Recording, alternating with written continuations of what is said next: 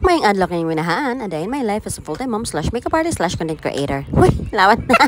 It's another day, another video na puta mga inahan. Kay karon adlaw mo amo ang schedule ni managkot mi dito sa sementeryo. Kay sure jud ko ni ka November 1 ani, daghan na jud kay managkot dito sa sementeryo no. Huot na ang show. So outfit check man akong porma no, bahala nag-backlist na ang likod kay para dali ra na matrapuhan. Og laba ka ra in case magsingot. Nya nang gawas sa mi dinhi kay para makasapatos na kog baka panglakaw na mi. Kay nga ako mga anak taon to na sila sa gawas naghuwat na ako, namiya naman taon sila sa inahan sa kanuning panabang. Oy, laban. Kay gusto mi nga sayo mi makalakaw para sayo mi makauli. Nakalakaw mi ani no kay mga alas 6 na sa buntag, hapit na mag alas 7.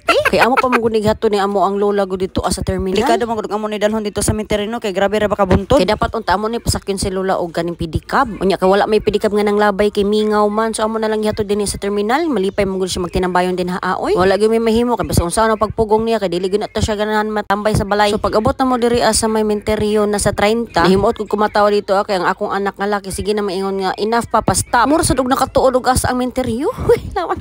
Nakayelo ming tulos akong mga anak no og naka-jeans para like mother, like daughter, unlike son pod. Para dali na sila makit-an kung managan manggani ni. Kaya just in case og daghan kay mga tao karon managko sa 31 ay at least makakita ko sa mga anak kung asa sila padong kay nakayelo man, diba? Otok ba? Uy, laban.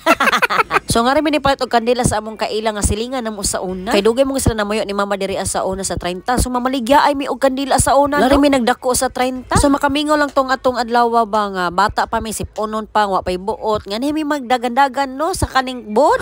Laban.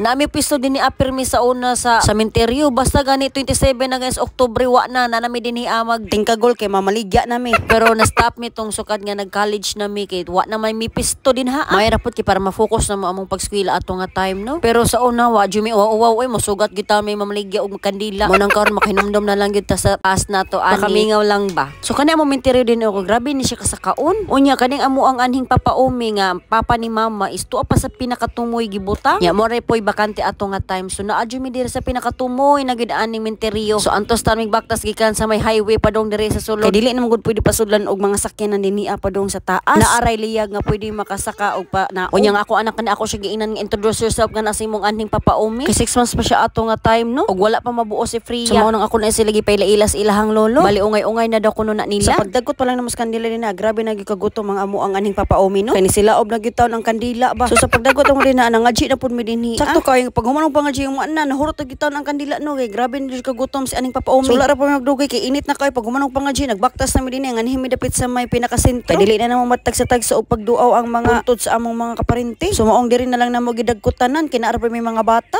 Laban ni nan.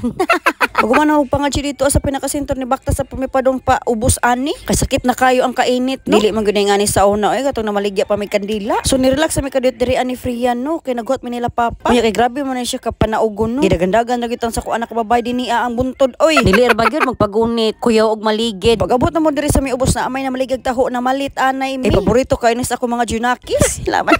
Kinsa may dili gutomon anang akong anak babay kay perti man yang dagan taon din as buntod oy. Kuyaw ato kung maligid burag ito siya tubol nga natagak. Laban. Unya kay gitapula naman taon siya baktas man sakay na lang taon siya sa stroller. May ragad nga na anak permi ang strollers amo ang likod no. Unya kay gusto man sila mamamaho nga to sa kaprimo unya pag abot mo nito kay sirado man dai so sa putuhan ni sila nangaon unya nanguli ra pud me. Siya di way oy. Laban sa maura to mga inahan. Salamat sa inyo pagtanaw yung inahan. Laban. Ciao.